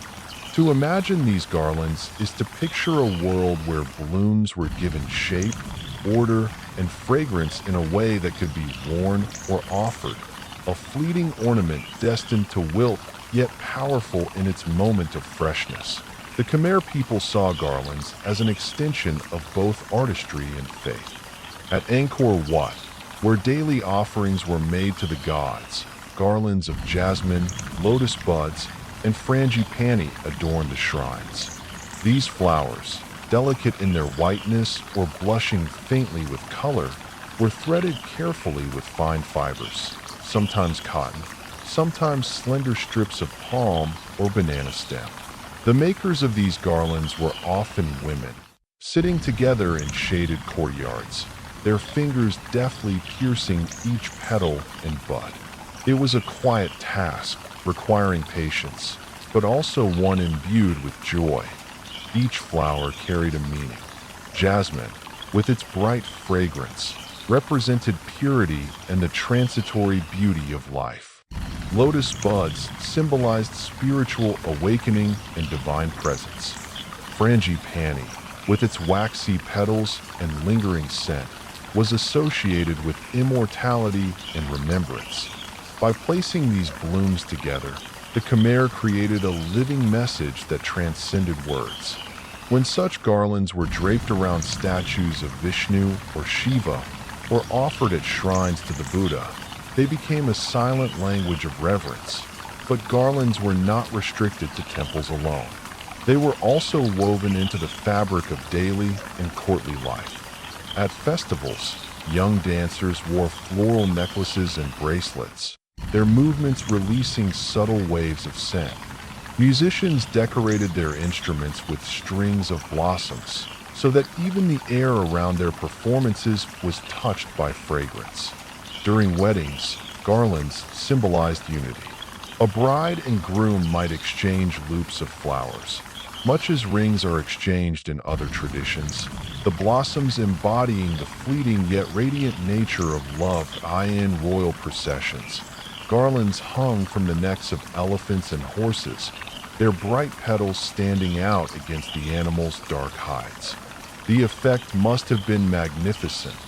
Great beasts moving slowly through the crowd, adorned not with jewels, but with the soft beauty of flowers. For the people of Angkor, this display was more than decoration. It was a gesture of honor and sanctity, showing that every part of life, from the humblest to the grandest, could be uplifted by flowers. The making of garlands also encouraged a sense of community. In village courtyards, groups would sit together threading flowers before a celebration. Children learned from their elders how to pierce the base of each bloom without tearing it, how to alternate colors, how to knot the fibers so that the string held firm. Laughter and conversation accompanied the work, but beneath it was an understanding of shared purpose. To make a garland was to participate in something larger than oneself, to contribute to a collective act of devotion or festivity. The fragility of garlands gave them special significance. Everyone who held or wore one knew it would not last long. Within hours, the petals would begin to droop, the scent would fade, and the string would lose its freshness. Yet it was precisely this impermanence that made them so meaningful. A garland was a reminder of the fleeting nature of life, beauty, and human joy. To wear or offer one was to embrace the moment fully, to recognize the transient but radiant passage of time. Travelers who came to Angkor sometimes remarked on these floral ornaments. Chinese envoys noted the abundance of blossoms at ceremonies, describing how garlands adorned not only the participants but also the spaces themselves. Reliefs at Bayon depict scenes where garlands appear in the hands of dancers and attendants, suggesting their ubiquity in courtly settings. While these depictions are carved in stone, they hint at something soft, fragrant, and alive, a texture that is lost to us but once filled the air with scent. The symbolism of garlands extended even to funerary practices. At cremation ceremonies, the deceased might be honored with loops of flowers draped over the body or the pyre. These garlands offered a final act of respect, a way of sending the departed onward with beauty. The flowers, burning with the body, released their fragrance one last time into the air, a mingling of scent and smoke that must have been deeply moving for those who stood nearby. In considering the garlands of Angkor, one might also reflect on their quiet artistry. No two garlands were alike. Each was shaped by the maker's choices, the order of flowers, the length of the string, the density of the weaving. Some were short and simple, a mere ring of blossoms, while others were elaborate, with multiple loops cascading together. To give a garland was to give not just flowers, but also the effort and intention behind its making. It was a handmade gift, intimate and personal, even when offered to the divine. Today, in parts of Southeast Asia, the tradition of floral garlands continues. In markets across Cambodia and Thailand, strings of jasmine and marigold are sold daily, destined for shrines, homes, or ceremonies. These modern garlands are descendants of the same practice that once flourished at Angkor, carrying forward a continuity of devotion and beauty across the centuries. For those who pause to notice them, they whisper of the same truths known to the Khmer, that life is brief, beauty is fragile, and yet in that fragility lies the deepest meaning. The flower garlands of Angkor remind us of the human need to shape beauty into form, even if only for a moment. They teach us that impermanence is not a loss, but a gift, an invitation to cherish each breath, each bloom, each fleeting fragrance. As one imagines the courtyards of Angkor filled with women threading petals, the air rich with scent, the temples adorned with fresh blossoms, one can almost feel the gentle rhythm of that world, a rhythm measured not in stone or conquest, but in flowers strung upon a thread, delicate and eternal in memory. Flowers were not just reserved for temples or grand ceremonies in the Khmer Empire. They were woven into the everyday rhythm of life, carrying both practical uses and subtle meanings. While incense and offerings created the atmosphere of devotion in temples, it was the blossoms of lotus, frangipani, and jasmine that filled homes, gardens, and marketplaces with gentle fragrance. In a society where the heat and humidity could weigh heavily on the senses, flowers provided a natural form of relief, something both refreshing and familiar. Morning in a Khmer village might begin with the sound of birds calling from the trees, but it was often the scent of blossoms that signaled the start of the day. Families kept small gardens near their wooden houses, planting trees that not only bore fruit, but also produced fragrant flowers.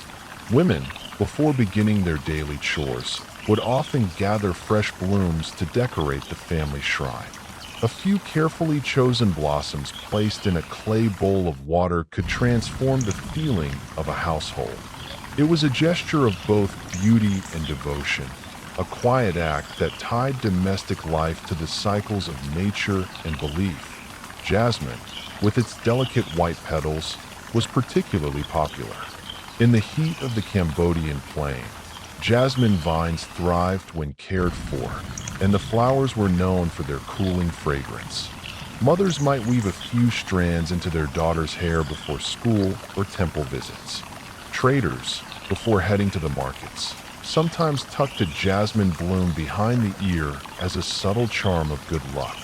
For the Khmer people, fragrance carried meaning. It was thought to soften the heart, calm the mind, and invite good fortune. The frangipani, known locally as do kampa, played an equally important role. Its larger, waxy blossoms released their scent most strongly in the evening. Villagers might sit on bamboo mats beneath frangipani trees, enjoying the way the air shifted with the flower's perfume at dusk. In some places, blossoms were collected and dried to be used later as simple offerings at roadside shrines. There was an ease to this practice, a rhythm that made flowers a constant companion to daily life rather than a rare luxury.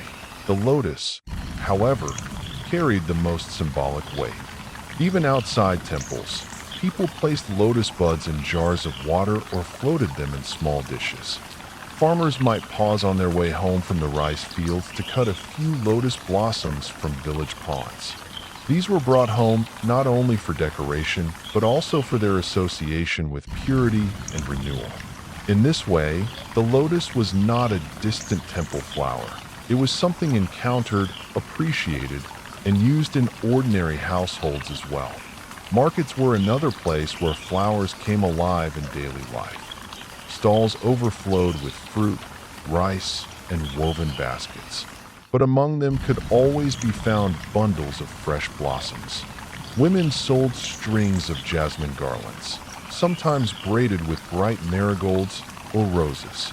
These were bought not only for religious purposes, but also as gifts of affection. A husband might bring home a garland for his wife, or a young man might offer one as a quiet expression of admiration. Unlike gold or silk, flowers were affordable, yet they carried a value far beyond their cost. The Khmer sense of beauty was never far removed from practicality. Blossoms sometimes had medicinal uses. Certain petals were steeped into teas or crushed into pastes to soothe skin. Fragrant flowers were placed near mats where children slept, thought to ward off bad dreams and keep the air fresh. Even bathing was made more luxurious by the addition of petals scattered across the surface of a water jar. These simple acts transformed the ordinary into the memorable, filling the rhythms of life with calm sensory pleasure. Evening in the Khmer Empire often brought gatherings, families dining together, neighbors sharing stories by firelight. It was common to see bowls of blossoms placed at the center of these gatherings.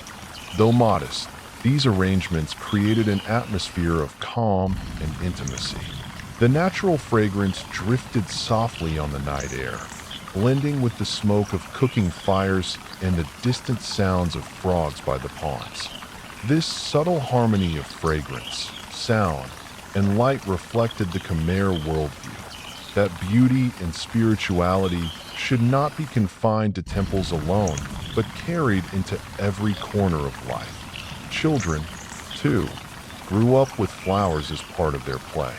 They learned early how to weave garlands, how to identify the different scents, and how to select the freshest blooms. A garland woven by a child, though imperfect, was a small act of creativity and connection.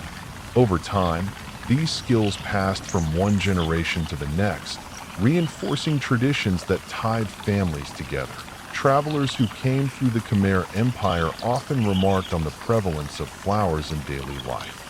Chinese envoys and traders, who left records of their journeys, described not only the grandeur of Angkor's temples, but also the fragrant marketplaces and the garlands worn by ordinary people.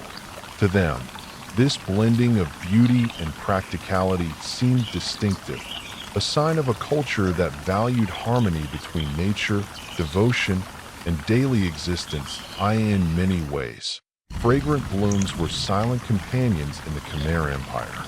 They required no words yet expressed so much: respect for the gods, love within families, hope for prosperity, and an appreciation for life's fleeting beauty.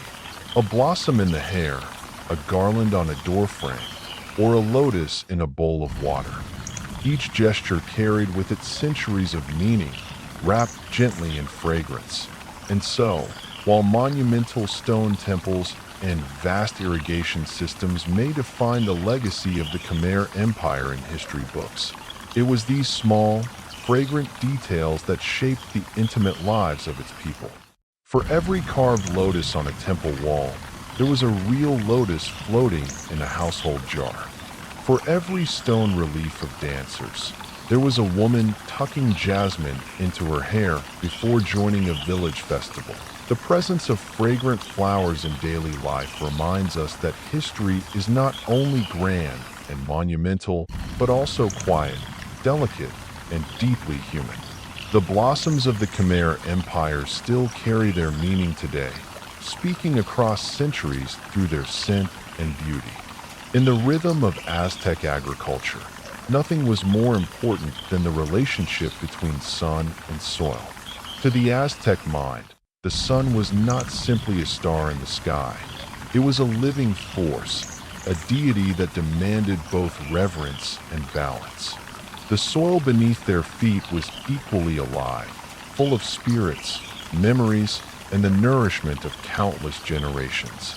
Together, these two elements formed the heart of their farming world. When the Aztecs looked at their chinampas, they saw more than simple floating gardens. They saw the delicate marriage of earth and light. The mud pulled from the lakebed was dark, rich, and heavy with nutrients. The water carried fragments of plants, fish remains, and minerals. Layered upon wooden frames, this soil became a bed for corn, beans, squash, and flowers. But without the sun's warmth, the soil would remain dormant. Without the soil's fertility, the sun's rays would fall upon emptiness. The Aztecs told stories that emphasized this harmony. Farmers spoke of Tonatiuh, the sun god, who journeyed across the sky each day, giving his energy freely. They paired his strength with the earth goddess, Huatlique, who bore life from her womb of stone and soil. Each planting season was understood as a renewal of their cosmic partnership. The farmer, bending to sow maize kernels into the soft earth, was not only feeding his family. He was participating in the eternal cycle of union between sky and ground. The positioning of crops reflected this belief. Corn was planted first, its tall stalks reaching upward like prayers toward the sun. Beans followed, twining themselves around the corn for support, drawing shade when the midday heat became too strong. Squash spread across the ground, covering the soil with wide leaves that trapped moisture, preventing the earth from drying out under the sun's glare. This system, now called the Three Sisters, was practical, but to the Aztecs, it was also spiritual. Each plant had its place in maintaining balance between sun and soil. Rituals reinforced this respect. At sunrise, farmers often paused before beginning their labor. Some whispered thanks to Tonatiuh, acknowledging his daily gift of light. Others sprinkled a pinch of maize flour onto the ground, a symbolic offering to the earth before planting seeds. During particularly hot and dry seasons, rituals of supplication were held, asking the rain gods, the sun, and the earth together to sustain the fragile crops. The balance was delicate, and the Aztecs knew it well. Too much sun could scorch the leaves, wither flowers, and bake the soil until it cracked. Too little sun, hidden behind clouds or robbed by prolonged rains, would weaken the plants, leaving them pale and fragile. Soil, too, demanded careful attention. If neglected, it could grow weary and barren. Farmers rotated their plots, dredged fresh mud from the lake, and mixed in plant remains to renew fertility. The Aztecs carried these lessons beyond the fields. In their poetry, balance between sun and soil was a recurring theme. A poet might write of the way a flower turned toward the light, yet drew its beauty from the earth below. A song might compare a warrior to a maize plant, standing tall only because both the sun and soil supported him.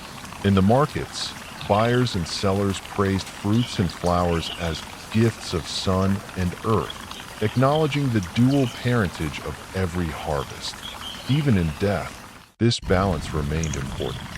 Aztec burial traditions sometimes included seeds or small offerings of earth placed alongside the deceased.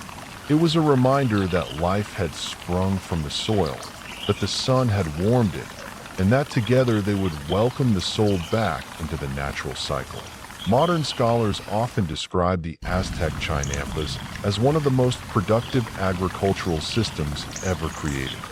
What made them so remarkable was not only their technical efficiency, but the way they embodied balance. The farmers' careful management of sunlight, water, and soil created an ecosystem that could sustain dense populations. Yet for the Aztecs themselves, the explanation was simpler. It was the harmony of Tenu above and Coatlicue below, in the quiet of dusk. As the sun sank and shadows lengthened across the canals, Aztec farmers often lingered in their chinampas. They watched the last rays gild the leaves of maize, beans, and squash.